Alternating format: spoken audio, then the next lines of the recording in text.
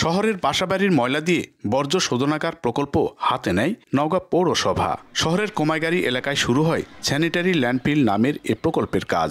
ব্যয় ধরা হয় 14 কোটি টাকা, যেখানে বর্জ্য পরিশোধন হয়ে তৈরি হবে জৈব সার।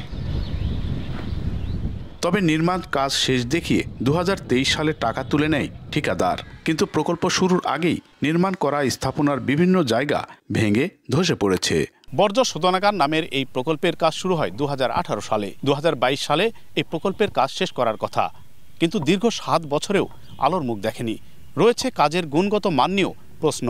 অলিগলিতে এই বর্জ্যগুলো বিভিন্ন যত্রতত্র ফেলানো হচ্ছে এবং এতে পরিবেশ দূষণ হচ্ছে। কাজটা খারাপ হওয়ার কারণে নিচে নামে যাচ্ছে আর কি। কেন এই দীর্ঘসূত্রিকা, এটা আমরা নওগাঁবাসীর পক্ষ থেকে জানতে চাই। সংশ্লিষ্ট দায়িত্বে আছে তাদের কাছে আকুল আবেদন, বর্জ্য শোধনাগার নওগাঁ এটা দ্রুত যেন বাস্তবায়ন করা যায়, তাহলে নওগাঁবাসীর উপকৃত হবে। নির্ধারিত সময়ে প্রকল্পের কাজ শুরু না হওয়ায় মেশিন ও যন্ত্রাংশ নষ্ট হতে বসেছে।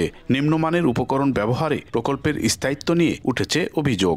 তবে অনিয়মের অভিযোগ খতিয়ে দেখে ব্যবস্থা নেওয়ার আশ্বাস প্রশাসনের কর্মকর্তাদের। প্রশাসনিকভাবে যে ব্যবস্থা নেওয়ার সেটা আমরা নেব, আইনগতভাবে বা তদন্তপূর্বক প্রয়োজনীয় যে ব্যবস্থা গ্রহণ করা সেটা আমরা করব।